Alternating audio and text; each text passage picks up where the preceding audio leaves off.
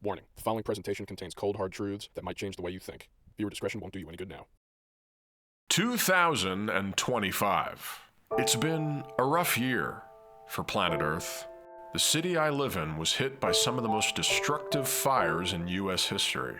We saw record glacier melting and over $100 billion in global insured losses from natural disasters for the 6th consecutive year. I lost my YouTube channel with 48,000 subscribers.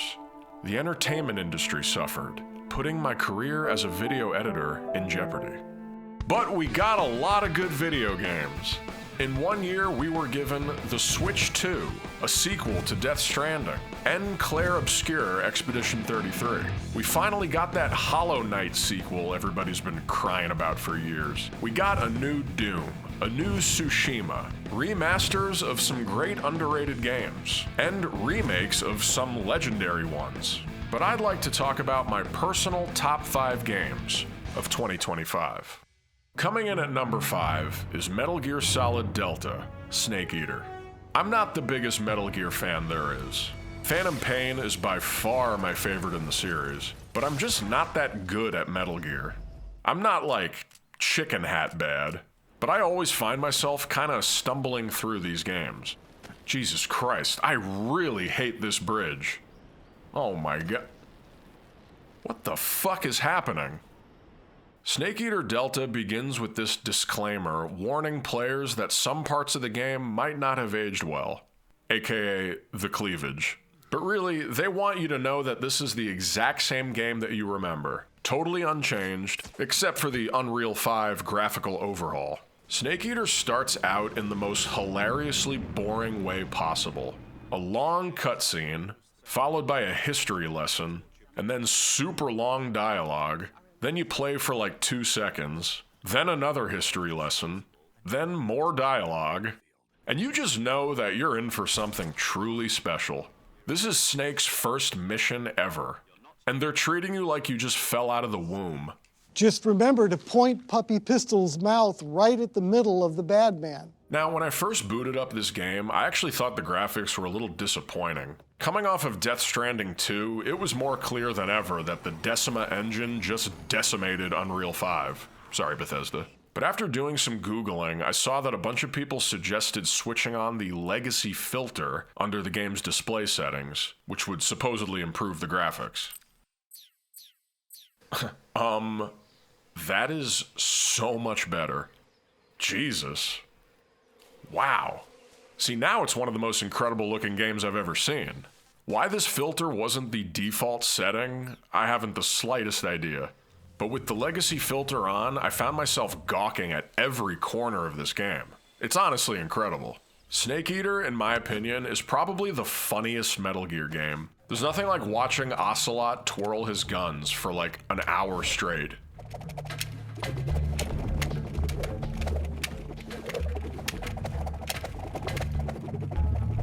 Or the part where you have to climb this comically long ladder. Whoa. This is actually giving me vertigo. I think the game is also just absolutely trolling you with these history lessons. Very well. I'll explain it before I kill you. During the last Great War, Okay. Just... alright. Most of this game centers around several major boss fights, and years later, they are still a lot of fun. Using the thermal goggles to shoot the fear out of the trees is just classic. Or the sniper duel with the End, which is somehow tedious and exhilarating at the same time. I didn't care for whatever this bullshit was supposed to be. I think this part is just supposed to piss you off. Still cool though. Now, all Metal Gear Solid games are pretty sexist. You dirty whore. Phantom Pain is probably the most blatant due to the existence of Quiet, but Snake Eater is no stranger to being really pervy pretty much all the time. There's some really unnecessary sex, a lot of cleavage. Like, there is no reason for this outfit right now. If you're a woman in this game, you're showing chest, period. But the main reason why I even mentioned this game is just so I can talk about the final mission. You ride on the back of this vehicle, facing off against the Shagohod with a rocket launcher and infinite ammo. I mean, holy shit is this part amazing. You're just committing mass murder, wrecking everything in sight. Over the shoulder is harder than it looks, but first person is really the way to go. I think this entire section is pretty much the coolest thing in any game ever. I mean, just look at this. God damn. And getting to see this in Unreal 5 is just something to behold. Come on, tell me this isn't insane. Now, I'm not a huge fan of the actual final boss, and wow, this part has just the most dog shit frame rate. It's all those flowers. The game cannot handle the flowers, but you get so many unlockables for beating the game that you'll immediately want to do it all again. Metal Gear Solid Delta Snake Eater, or Snake Eater Delta, is not perfect, and really doesn't need to exist. But the game holds a special place in my heart, and personally, it's my favorite kind of remake. Same exact game you remember, with a modern coat of paint. They should do this with way more games. And now for my number 4 game of 2025. I was really excited for this game as soon as it was announced. It looked like a JRPG minus the J. Clair Obscur is about as Final Fantasy as any modern Final Fantasy is, with a great story and its own unique take on turn-based combat. The game follows a team of volunteers who are on a quest to kill the Paintress, a giant lady who erases people every year based on a random age, this one being 33. It's like Logan's Run meets LSD. I think this game works because, one, it's dark as shit, and people like to be depressed. There's lots of people covered in blood, and just general sadness all around. And two, the combat is extremely satisfying. Nailing a parry or guard counter, and especially finishing a battle with one, just leaves a huge smile painted across your face. Pun intended. Some people have criticized the combat, saying it's actually kind of shallow, with not enough synergies or variety to the builds and playstyles. While this may be true if you're a total RPG dork, I can't say I really gave a shit while playing it. And clearly neither did several million people. If you're complaining that you can parry all the enemies to death and don't need to strategize as much as other RPGs, well, I think you're just too good at video games to enjoy them, and you might need to find some other activity to engage in. Unless you have no life whatsoever, the game is hard. The fact that every time you see a new enemy, you just get your ass handed to you, forcing you to learn all their attack timings and how to parry them, is also why the combat is so satisfying. I think a big turning point was when I got up to the duelist boss. I had to white knuckle the crap out of my controller to beat him. This guy had fucking 10 move combos. I just have to brag that I beat him on my first try. It's probably the only time in this game I ever felt like I really knew what I was doing. But some of the later bosses do not mess around. I was so happy when I beat this big mask thing, only to face the Mask Keeper right after, who is pretty much the worst thing ever. I'm just gonna be honest. Fuck the shields. I see these on the top of my screen and I just want to quit. But I didn't. You just gotta man up and find an advantage. A lot of people were upset that the developers used generative AI as placeholder assets and forgot to remove them before the game's launch, something that actually disqualified the game from the Indie Game Awards last year. But in the first few days of the game's launch, they patched that stuff out of the game and replaced them with the proper textures. Yet some people claim that the game looks like AI, simply not liking the game's art style. That opinion, I'm sorry to say, is just dumb. Saying something looks AI is just the new way of dissing something. Dude, you're like so AI right now. The game is clearly insanely beautiful to look at. We shouldn't even have to debate this. Tons of expansive and colorful areas, places that look underwater but aren't, and that glowing fog that you see everywhere, just making each section seem uniquely ethereal.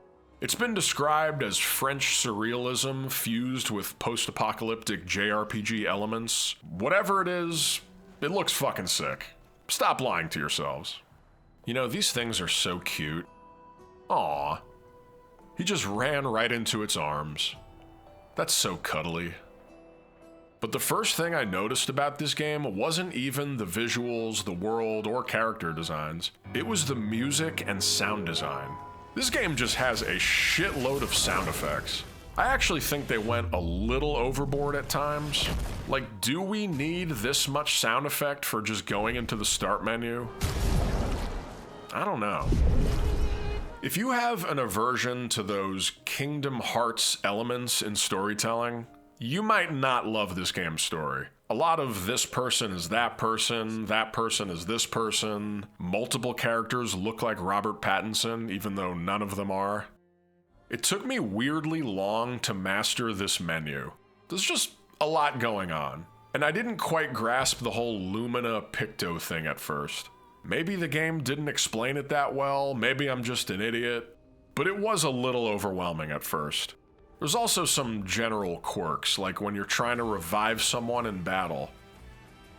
Who am I reviving? What am I even selecting here? Is Clair Obscura the greatest game ever? No, nothing is. Should you let the absurd hype ruin the game for you? Definitely not. This game stands on its own and really shouldn't be compared so harshly to other RPGs. It really is its own thing.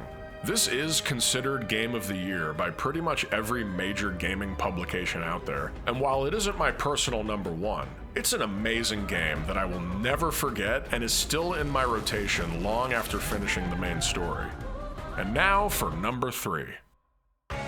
Supergiant games can really go fuck themselves. Their games are too good. God. After the massive success of Hades, pretty much zero people doubted the sequel, and there is no debate necessary. Hades 2 is just as good as the first game. Probably better. Actually, definitely better. What am I saying? Here we have another fast-paced hack-and-slash sexy dating sim roguelike that goes way deeper than its predecessor in gameplay and world building. You play as Melanoi, the daughter of Persephone and Zeus, after Zeus took on the form of Hades, and your goal is to defeat Kronos, the Titan of Time, and save Hades from imprisonment, as well as kicking the crap out of a bunch of other foes, like Typhon, the father of all monsters. This is the actual hardest boss in the game. Not because they don't show you his health bar, he's just harder than a monkey's ass. I don't know what that means, but it's hard. Hades 2 is twice as big as the first one. You can fight your way through both the underworld and the surface world. There's a lot more resource gathering now, many new weapons, and an overall more complex progression and combat system. In short, there's way more to do now. Some people prefer the story of Hades 1. It was a little more straightforward, playing as Zagreus trying to repair his family dynamic, which was a very character-driven and emotionally resonant narrative. But Hades 2 goes deeper into lore, with sort of a wider, war-focused story, but one that also kind of lives in the shadow of its gameplay. I personally thought Kronos was way more of an asshole villain that I really wanted to kick the shit out of than Hades was, and he's a pretty great motivator to keep you playing. Hades 2 looks way better visually. Menus and character designs are a lot flashier. It just has more special effects and animations than the first one. It also offers more variety in how you play. The tarot system, omega moves, and some of the new weapons can really change how combat feels. For example, the umbral flames are really good for people who don't want to button mash and would rather hold the button down instead. You'll really appreciate that if you want to not destroy your controller. The black coat is probably my favorite. It's the new shield, but so much cooler. Something that really excited me while playing Hades 2 was reaching the final level of the underworld. You basically go back to the first level from Hades 1, only now it's 10 times more fun. You get so much gold in this level as sort of one final chance to buff yourself up. And you can choose to extend the level and collect more upgrades, or just rush through it and fight Kronos. This whole level felt like a reward or a gift to players for getting this far, and I fucking love it. As for the final boss, a lot of people were confused by Kronos' big AoE attack, including myself. The first time I did this fight, I got all the way up to him with 2 Death Defiances on deck and barely any damage taken, only to be immediately erased by this one move. It seems like you're supposed to stand outside of it, but you're actually only safe if you go into the eye of the hurricane. Many people complained about this. Although, in hindsight, it's actually pretty fucking obvious. Now I just feel kind of stupid. The surface world path is so much fun because it offers very different level designs than what we saw in Hades 1. The city of Ephora has a lot of optional areas, the Rift of Thessaly works totally different than the other stages, and this entire path is just a little harder and shorter than the Underworld path. At this point, I feel like I'm a little one-dimensional in my reception of Supergiant Games' offerings. I'm not even a super fan, I'm a straight-up simp for this company. Ever since Bastion, I've just been so on board, and although I'm still really pining for a sequel to Transistor, or even some kind of multiplayer Supergiant title, I'm glad they chose Hades to be the game they make a sequel to. I mean, I guess it was kind of a no-brainer. This was easily their most successful game. If you're wondering whether you should play the first one before this, the answer is no. And if you're wondering if this game is so much better that you don't need to play the first one, the answer is also no. They both have their strengths, and I think they're both worth playing in any order. Now I'm gonna shut up about Supergiant before I embarrass myself like the last several times I talked about them. Let's move on to number 2. I know what you're thinking. This video has too much Kojima praise in it. It's kind of funny because I'm really not that big of a Kojima simp. I mean, it's not like how I am with Supergiant. This is the only game on this list that I also made a full 20-minute review for. And while I go into way more detail in that video, I still have to talk about why it's my number 2 game of the year. Death Stranding is just something else. It is not for everybody, but I just really love the vibe of this game. It's like bathing in a tub of good sound design, good graphics, and addictive, unique gameplay. It's literally like bathing in a tub, because this game has hot springs. God damn it. Like the first game, this is entirely its own genre of gaming. Kojima calls it a strand game, which I don't think has as much sticking power as he thinks it does. But it's definitely an open world, action-adventure, sandbox, fetch quest delivery simulator, with a story that will make you consider rehab, because you'll think you've smoked crack, and got addicted to it. The story is so much more cracked out, but also answers a lot more questions than the first one. Although there is a Death Stranding movie in development, there's absolutely no need for one. We already got it. You really can't top this at all. There's no point in even trying. The first game was sort of this predictive pandemic metaphor about reconnecting society. The second game is The Matrix. Just, yeah. Gameplay-wise, Death Stranding 2 is very similar to its predecessor. It does not reinvent the wheel that much at all. But it's definitely a better game. I'm sorry, it just is. If you prefer the first one, that's cool, I guess. The sequel is more streamlined, more easygoing, so much weirder, and somehow even more addictive. I did things in this game that I don't even know why I did. Like building a super long monorail that took forever and served no real purpose. I think Death Stranding 2 helped cement for me what Death Stranding even is in general. It's both a casual game and an action game. And I think the second one leans more into both. Or less into both? I don't know, it's better. One thing that really holds up months after Death Stranding 2's release is the performance of this game. The game runs incredibly. I don't think anything runs as good as Death Stranding 2. No frame rate dips, no bugs, insanely smooth graphics. It's like a work of black magic. Apparently Kojima made changes to this game at the last minute because its reception was too good, and he wanted it to be more polarizing. Whatever, dude. I don't really care what decisions led to this game, just keep doing what you're doing, I guess. Now, I'm not going to spend too much time on this because I did already do an in-depth 20-minute review, but the amount of time I've sunk into this game since making that video is pretty ridiculous. I just absolutely love it and cannot pull myself away from it. I am going for the platinum, even though it's an absolutely insane endeavor that almost nobody should undertake. Not because it's hard, just because it takes a lifetime. But that's honestly how good the game is. It's rewarding, it's immersive, and there is still nothing like it. And now, number 1. Oh yeah. Just oh fucking yeah. Nightreign is a 3-player co-op roguelike spin-off of Elden Ring. That's basically a fast-paced version of said game, where you hunt Night Lords, collect gear, level yourself up, and then lose everything, which focuses more on quick decision-making and teamwork. From the second I fired this up, and you can see this from my introduction video about the game, I was pretty damn jazzed. They took all the things that we love about Elden Ring and somehow smushed it together with games like Helldivers 2 or Risk of Rain 2. You rotate between 10 different classes, and I'll just tell you right now, the Iron Eye, Guardian, and Revenant are definitely my favorites. Although the recent additions of the Undertaker and Scholar are both very fun to use as well, the Iron Eye is essential for reviving other players with quick range attacks. Nobody does it like the Iron Eye.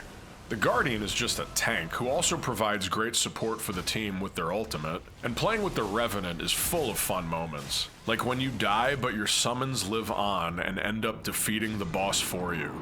Kinda reminds me of how I finished Shadow of the Erdtree. Make no mistake, Nightreign is hard as shit. Some bosses will hit you with attacks that are so ridiculous you literally won't know what the fuck just happened, or how on earth you're supposed to dodge it. But somehow, you and your teammates get that synergy going, and before you know it, you're handing these things a plate with their own asses on it. Open-faced ass sandwich. I remember back when we struggled to beat the first boss. But the more you play, you get better relics to equip, customizing better and better loadouts. And now I've beaten that first boss with every class like it's a walk in the park. There were even bosses that we beat on the first attempt, which was so fucking crazy I just have to brag about it. My comrades and I have overcome some serious shit in this game, like the boss of Noctileo, the Shrouded City. This thing was a giant pain in the ass. I think we died multiple times in the same run before persevering and somehow beating it. Or the Ancient Dragon, just being on the absolute verge of death and barely getting that victory. It just feels great. There are also some cool nods to previous Souls games. The Centipede Demon from Dark Souls 1 makes an appearance. That's probably my personal favorite. I just love the music, but it's filled with enemies that you know and love. And this is just an obvious nod to the Storm King in Demon Souls. I'll be honest though, I kinda hate this boss. He does this one attack called Rolling Water, which for some reason looks awful and has like PS2 graphics, which really just makes it hard to see. This one attempt was really not looking good. I was ready to admit defeat, and then one of my teammates just totally manned it, really surprised me, and we got the victory.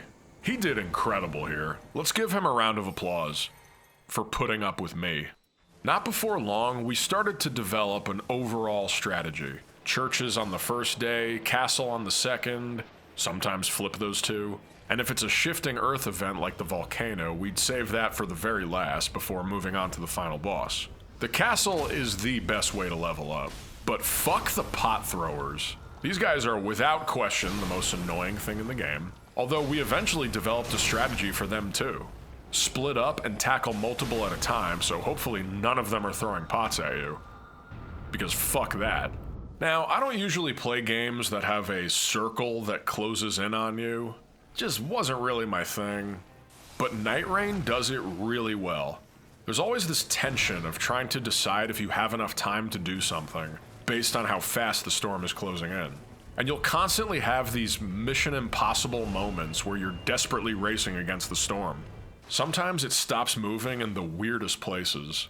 You either get really lucky with its stopping point, or just totally screwed, like when it cuts the castle in half. My teammates are usually the ones who want to deliberately run into the storm, and then I'm the one who has to go save them. It's usually a bad idea. Like when we tried to go back and finish this Dragonkin soldier, and then a Fell Omen showed up. Jesus.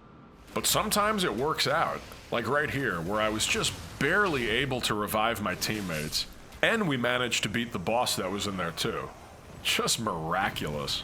I do have a core group of friends that I play this with, but playing with strangers offers a whole different level of unpredictability.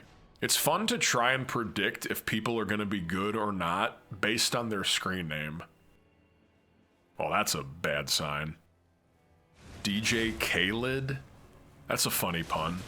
Oh wow, T-Breezy. They're like a cousin of me, T-Bone. While Nightreign is my game of the year, I'm not gonna shy away from my complaints. When you encounter bugs in this game, it can be pretty damn awful.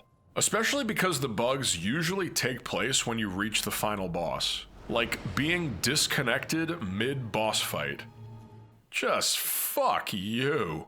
Or being stuck on a load screen while your teammates are fighting the boss, and then you all lose because you're not there. I've gotten pretty butthurt at these occurrences, but they're very rare.